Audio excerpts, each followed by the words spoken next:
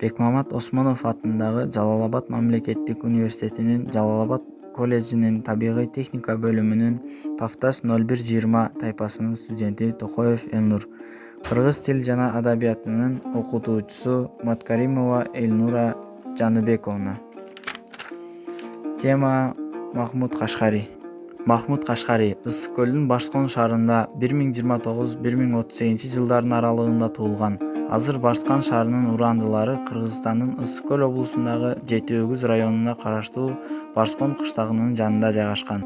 Махмуд Кашкари өз атасы Хусейин Мухаммед уулу Барскан Дубанын бийлеп турган айрым америкалык жана орусиялык окумуштуулар Махмуддун ныспасы ал Кашкари болуп чектелбестен ал Барскани деп да толукталышы керектигин эскеришүүдө.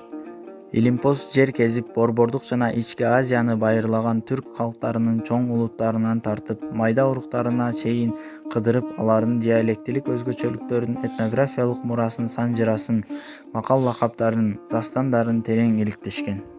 Махмуд Барскани Кашкари орто кылымдарда айтылуу мусулмандык кайра жаралуу доорунун жемишине каныгып, түрк тилдерин гана эмес, араб тилин да терең үйрөнүп, өз элинин маданий казынасын араб окурмандарына бөксөртпөй жеткирүүнү максат койгон Илимпоз.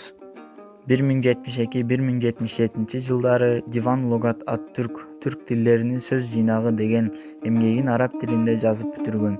Кашкаринин чыгармасынын түп нускасынын көчүрүлгөн кол жазма бүгүнкү күнгө чейин сакталып жетти. Ал азыр Стамбулдагы Миллет китепканасында бап эстелип сакталууда.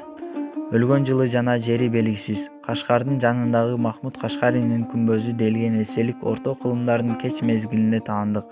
Аны Кашкаринин мүрзөсү деп катары кароого болбойт. Саламатта калыңыздар.